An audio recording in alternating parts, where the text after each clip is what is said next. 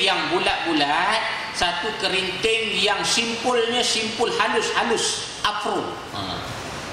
Tuan-tuan tahu, macam orang-orang belah Afrika, rambutnya bergulung-gulung. Dinisbahkan ataupun selalu disebut kalau seorang hamba yang berkulit hitam tu biasanya disebut abdun habasyun ka'anna ra'sahu zabibah, seorang hamba yang berkulit hitam negro yang rambutnya macam buah anggur. Tuan-tuan ambil buah anggur, segugus buah anggur letak atas kepala, nampak bulat-bulat tak? Nampak bulat-bulat. Begitulah diibaratkan rambut biasanya orang-orang yang seorang hamba yang berbangsa Habasyi itu rambutnya bergulung-gulung, bulat-bulat macam buah anggur. Artinya kerinting-kerinting halus, kerinting afro. Macam apa? Eliket ke apa? Bulat-bulat bergulung-gulung. Rambut Nabi ini walaupun kerinting, ikal, tetapi tidaklah ikal yang bersimpul-simpul halus. Wala bisabti, tapi tidaklah pula lurusnya, lurus yang lurus, betul-betul lurus. Orang rambut lurus ni kalau dipotong pendek tu cacak tu, cacak rambut dia. Nabi ni lurus, tidaklah lurus begitu. Ba'athahullahu ta'ala ala ra'si arba'ina sanah. Lalu Allah Ta'ala telah utuskan Rasulullah ketika Rasulullah sallallahu alaihi wasallam berusia di awal 40 tahun. Fa'aqama bi Makkah asyara sinina, maka selepas itu Rasulullah tinggal di Mekah 10 tahun. Wabil Madinati asyara sinina, dan di Madinah juga 10 tahun selepas berhijrah. Wa tawaffahullahu ala ra'si sittina sanah, dan Allah wafatkan Rasulullah ketika berusia awal 60 tahun. Wa laisa fi ra'sihi wa lahyatihi 20 sya'ratan bayda, dan tidak sampai di kepala dan janggut baginda 20 urat uban, kata Anas bin Malik. Tuan-tuan, dalam hadis ini disebut Nabi diutuskan oleh Allah Ta'ala ketika berusia 40 tahun. Ya, memang bila mencecah usia 40 tahun, Nabi selalu beribadah dalam Gua Hira. Nabi selalu berulang-alik dari Mekah ke Gua Hira. Nabi beribadah di Gua Hira, dan turunlah wahyu yang pertama di awal usia Rasulullah berumur 40 tahun. Jibril datang, dia suruh Nabi baca, "Iqra ya Muhammad, baca olehmu wahai Muhammad." Nabi jawab, "Ma ana biqari'in, aku tak pandai membaca." Nak baca apa? Nabi kata, "Ma ana biqari'in, aku tak pandai membaca." Lalu Jibril sekali lagi, "Iqra, baca olehmu wahai Muhammad." Nabi jawab dengan jawapan yang sama, "Ma ana biqari'in, aku tak pandai baca."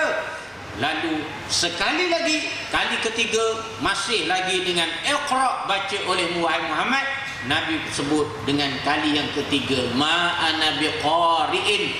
Maka turunlah wahyu, "Iqra bismi rabbikal ladzi khalaq." Suratul Alaq ayat pertama hingga ayat yang kelima.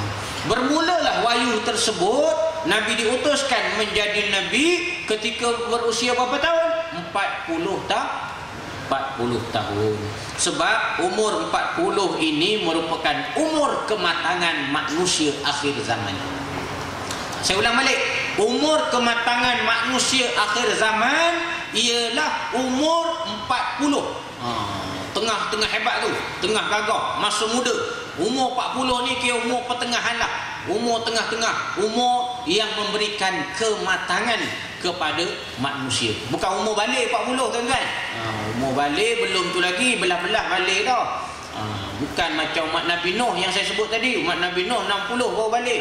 Umur 40 umat Nabi ni ialah umur kematangan. Selepas mendapat wahyu, fa'aqama bi Makkah asyara sinin, Nabi pun tinggallah di Mekah 10 tahun. Dalam hadis ini disebut 10 tahun. Sebenarnya bukan 10 tetapi 13 tahun. Sebab lepas terima wahyu yang pertama, Nabi sampaikan Islam ini secara sembunyi-sembunyi. Berapa lama? 3 tahun dakwah Syria. Dakwah Nabi secara sembunyi-sembunyi selama 3 tahun. Lepas itu barulah Nabi sampaikan Islam secara jahriyah, secara terang-terangan. Berapa lama? 10 tahun. Artinya 13 tahun. Tapi kenapa dalam hadis ni sebut puluh-puluh je Ustaz? Sebab nak memudahkan sebut. Nak senang sebut. Nabi dibangkitkan ketika berumur 40 tahun. Lepas tu duduk lebih kurang 10 tahun di Mekah. Kemudian hijrah ke Madinah, 10 tahun di Madinah. Kemudian wafat umur 60, dia kata. Jadi puluh-puluh tu untuk senang sebut. Sedangkan hakikatnya Nabi sampaikan Islam secara sembunyi-sembunyi 3 tahun pertama. Kemudian bila turun ayat Allah Ta'ala, wa anzir ashiratakal aqrabin, wahai Muhammad, bagi peringatan kepada kaum kerabatmu yang terdekat. Nabi pun telah memanggil anak-beranak Nabi.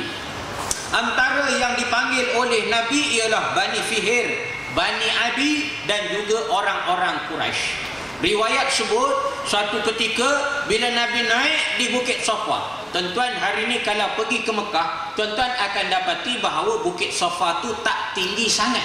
Sebab apa? Sebab dah diratakan oleh kerajaan Arab Saudi. Tempat sa'i tu antara Safa Marwah tu, Bukit Safa tu tak tinggi mana. Alah, biasa je Ustaz. Tak tinggi pun sekarang. Dulu tinggi. Bukit Safa tu agak tinggi. Riwayat sebut bila Nabi SAW naik ke Bukit Safa, Nabi telah memanggil anak beranak dia. Yang Nabi panggil ialah Bani Fihir, Bani Adi, Bani Quraisy, orang-orang Quraisy. Ya Bani Fihir, ya Bani Adi, labutuna Quraisy. Nabi panggil semua. Lalu mereka pun datang berhimpun ramai-ramai nak jumpa Nabi SAW di Bukit Safa. Nabi duduk di atas bukit dan kemudian mereka berhimpun di depan Nabi SAW. Dan riwayat juga sebut mana-mana yang tak dapat hadir dihantar wakil. Siapa-siapa yang tak dapat hadir, hantar wakil untuk tahu apa yang nak disampaikan oleh Muhammad.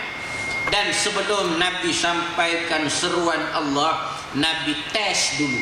Nabi uji dulu kepada mereka yang hadir. Antaranya Nabi sebut, ara'aitukum law akhbartukum anna khilan bil wadi turidu an tughayyira alaikum akuntum musaddaqin. Nabi kata, apa pandangan kamu kalau aku khabarkan kepada kamu yang hadir ini bahawa di belakang bukit ini ada satu pasukan tentera berkuda sedang mara nak serang kamu. Percaya ke tak? Nabi test market dulu. Contoh macam inilah, saya duduk atas pentas. Saya duduk di tempat tinggi. Tuan-tuan duduk di tempat yang rendah daripada saya. Kemudian tuan-tuan boleh nampak saya boleh nampak tuan-tuan. Tuan-tuan cuma boleh nampak saya di sini, belakang sana tuan-tuan tak nampak. Adapun saya duduk di atas ni, saya nampak yang ada di depan, dan kalau saya toleh belakang, saya nampak apa yang ada di belakang. Begitulah kedudukan Nabi. Nabi duduk atas Bukit Safa, orang ramai berkumpul depan Nabi, dan Nabi tanya, kamu yang duduk depan aku ni, kamu tak nampak apa yang ada di belakang bukit? Kalau aku khabarkan kepada kamu bahawa belakang bukit ni ada satu pasukan tentera berkuda sedang mara nak serang kamu, percaya ke tak? Percaya tak? Lalu orang-orang Quraisy menyatakan, sesungguhnya, ya wahai Muhammad, na'am, ya, kami percaya, ma jarabna alaika illa sidqa, sesungguhnya kami tidak pernah mendengar kamu berbohong. Apa yang kamu cakap semuanya betul wahai Muhammad, kamu tak pernah bohong. Lalu Nabi SAW sebut, fa inni nazirun lakum baina yada azabin syadid, sesungguhnya aku ni adalah utusan Allah yang memberi ingat kepada kamu tentang satu azab yang sangat pedih. Aku ni bawa ajaran Islam untuk mentauhidkan Allah, yang kalau kamu tolak, nescaya kamu akan diazab dengan azab yang pedih. Bila begitu, bangunlah Abu Lahab. Bila Abu Lahab bangun, Abu Lahab kata, tabban laka sa'iral yaum alihaza jama'tana. Celaka kamu wahai Muhammad, adakah kerana ini maka kamu menghimpunkan kami ramai-ramai? Adakah kerana nak sampaikan Islam ini maka kamu himpunkan kami? Lalu Allah Subhanahu wa taala turunkan ayatnya, tabbat yada abi lahabin wa tab. Celakalah Abu Lahab dan celakalah. Allah Ta'ala mencelakakan Abu Lahab. Sebab apa? Sebab Abu Lahab tak terima Nabi dan hina Nabi. Dia mencelakakan Nabi. Maka Allah Ta'ala balas balik, dan balasan tersebut kekal sehingga hari akhirat, tuan-tuan. Tengok berapa kali dia menghina Nabi. Sekali. Bila dia tak percaya Nabi, dia mencelakakan Nabi. Sekali je dia celakakan Nabi. Tapi balasan Allah Subhanahu wa taala, Allah balas balik, dan ayat tu ada dalam Quran. Hari ini berapa ramai umat Islam yang membaca surah yang mencelakakan Abu Lahab. Tabbat yada abi lahabin wa tab. Imam di seluruh dunia, umat Islam di seluruh dunia membaca surah ini mencelakakan Abu Lahab. Bayangkan tuan-tuan, inilah dia balasan bagi orang yang menghina Rasulullah sallallahu alaihi wasallam. Justru itu kita sebagai umat Nabi sallallahu alaihi wasallam jangan sekali-kali menghina Rasulullah sallallahu alaihi wasallam. Nabi sampaikan Islam, dan Nabi sampaikan Islam secara terang-terangan berapa lama? 10 tahun. Lepas itu maka Nabi pun berhijrahlah ke Madinah. Berapa lama Nabi duduk di Madinah? 10 tahun. 10 tahun tempoh di Madinah adalah tempoh Nabi menegakkan Islam secara praktikal. Di Mekah Islam datang, wahyu datang menceritakan begini, Islam ni begini.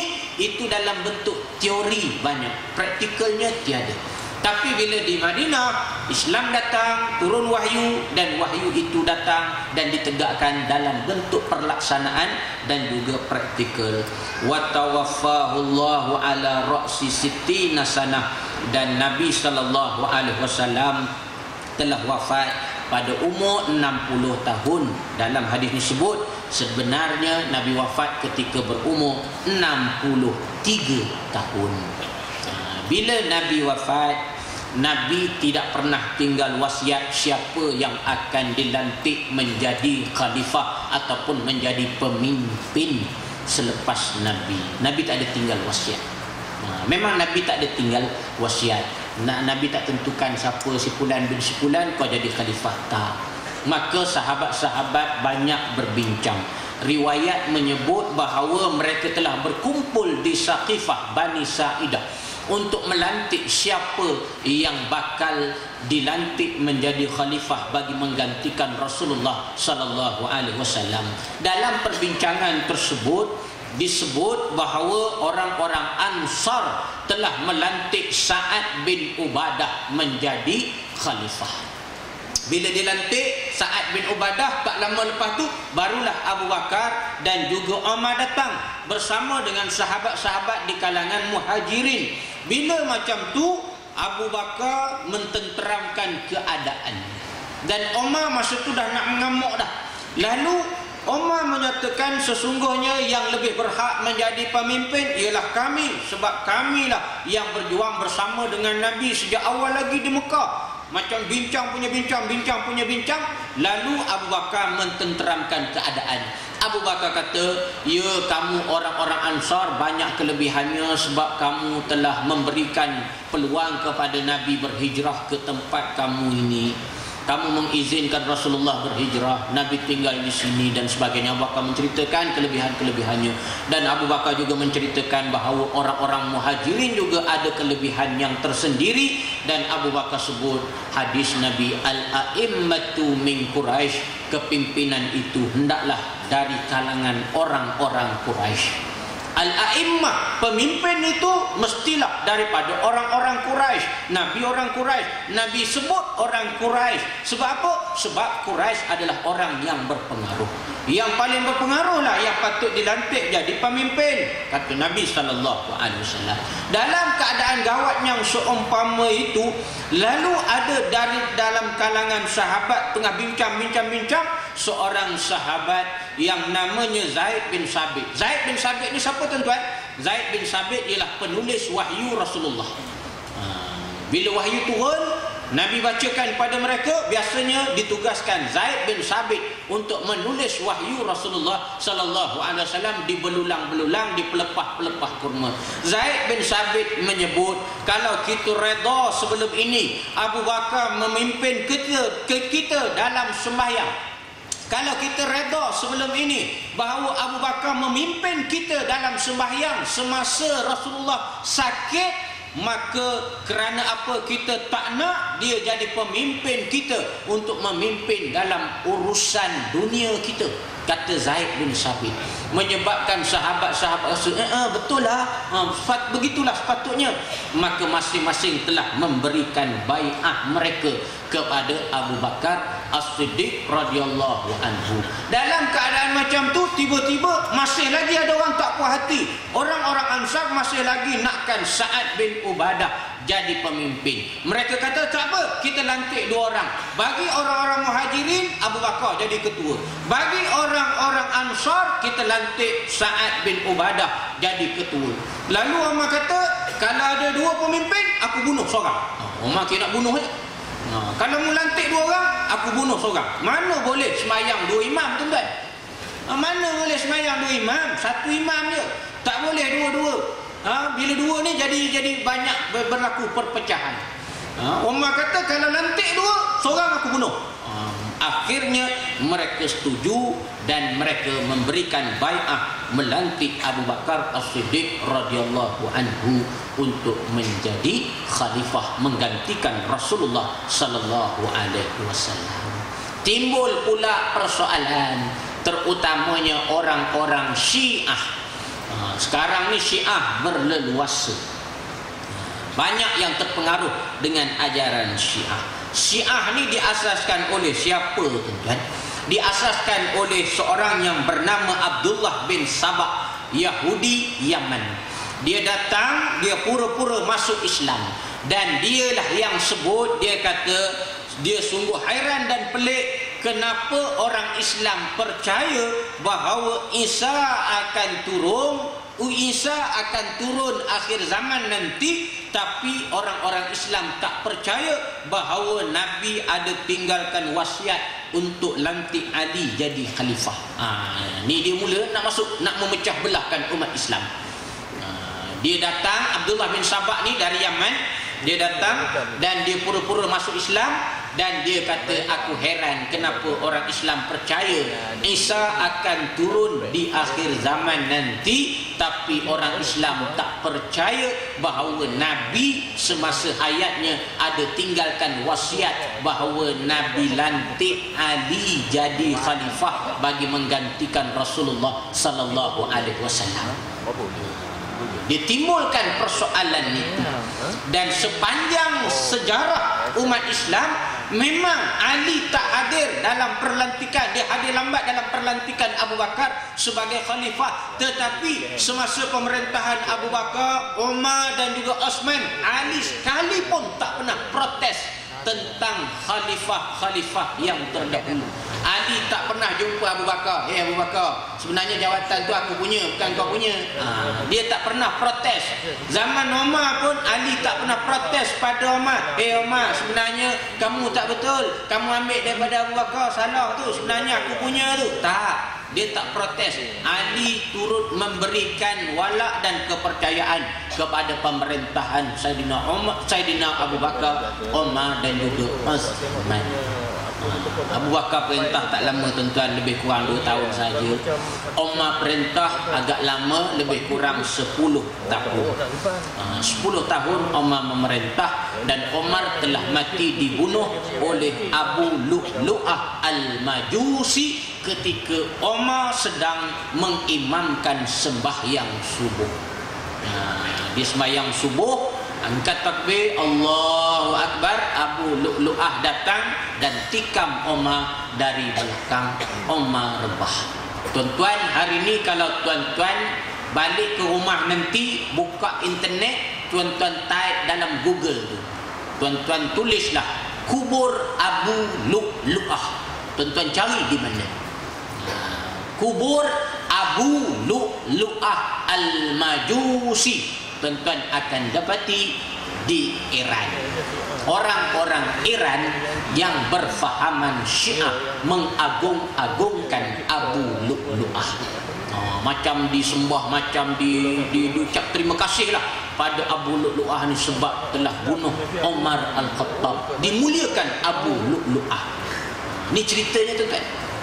Orang Syiah memang sangat anti pada Umar Al-Khattab. Sebab apa? Sebab zaman Umar lah kerajaan Kisra telah jatuh. Kerajaan Parsi telah jatuh. Parsi tu mana? Iran lah tuan-tuan. Ni cerita. Kemudian lepas Umar wafat, maka diganti pula oleh siapa? Uthman, khalifah yang ketiga. Bila Uthman wafat, Uthman juga telah dibunuh, maka naiklah Sayyidina Ali karramallahu wajhah. Bila naik Sayyidina Ali, Muawiyah tidak mahu mengiktiraf Sayyidina Ali. Muawiyah kata, aku tak akan iktiraf Sayyidina Ali sehinggalah Ali ambil tindakan kepada pembunuh Uthman. Sayyidina Uthman ni siapa? Uthman adalah sepupu kepada Muawiyah. Ali bukan tak nak ambil tindakan, tetapi Sayyidina Ali nak menyelesaikan masalah negara yang kritikal ketika itu. Macam-macam hal, maka Sayyidina Ali juga telah dibunuh. Di tengah-tengah pergolakan itu, Ali telah dibunuh oleh seorang yang bernama Abdurrahman bin Muljim. Dia telah dibunuh. Bila dia dibunuh, Sayyidina Ali telah digantikan oleh anaknya Hasan bin Ali. Hasan bin Ali naik jadi khalifah. Kemudian Hasan tidak mahu umat Islam berpecah. Hasan telah menyerahkan jawatan kepada